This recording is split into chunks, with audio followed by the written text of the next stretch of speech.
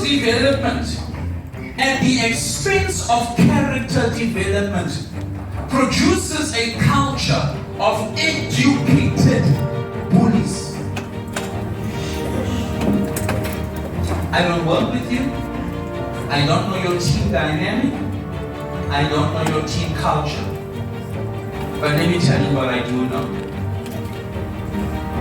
No matter how educated and skilled your leader, your manager, your colleagues are, qualifications more than you can ever imagine, if they lack character, not even their education skills and expertise and knowledge gathered over decades is enough to stop them from being an educated bully. And we want to know why our cultures are toxic. Do not blame a toxic culture for what toxic character is responsible for.